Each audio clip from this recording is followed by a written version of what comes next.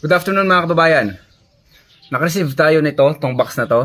Itong laman ng box na ito para sa inyong lahat to mga kababayan. Para sa inyong lahat to. Ang laman ng box na to, sabi na nagbigay sa atin ito, napakahirap daw ng award na ito makuha. Pero dahil sa tulong nyo, dahil sa suporta nyo, sa pagmamahal nyo sa akin is nakuha natin. So buksan natin kung ano laman ito. Ito, wait lang. Pero grabe talaga. Napakabilis ng pangyayari. At ngayon, yan. Tinakpan ko yung pangalan natin, syempre, 'di ba? Kahit ano lang. Gusto ko makilala niyo ako na chance na magsasakang gala. Pero ito mga kababayan, para sa inyo to, tong na-receive nating award na to. Galing to sa JNT, no?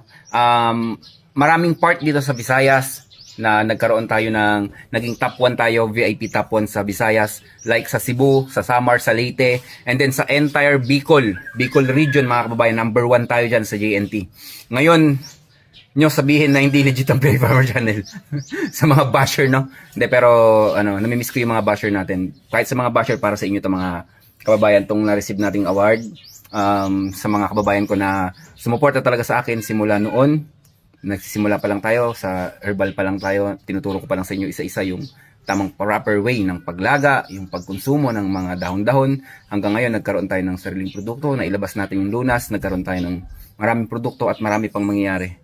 So, thank you so much mga kababayan. Taos sa puso ko yung mga salamat ko sa inyo.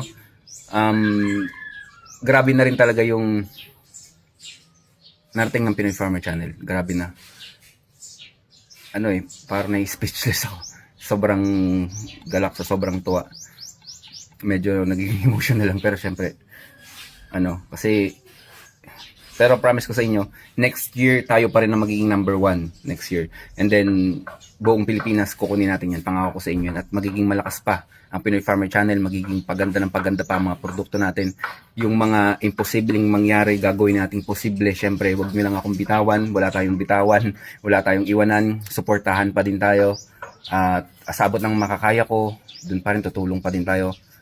Punta pa rin tayo sa mga kababayan natin na may mga karamdaman, magbigay pa rin tayo ng mga produkto.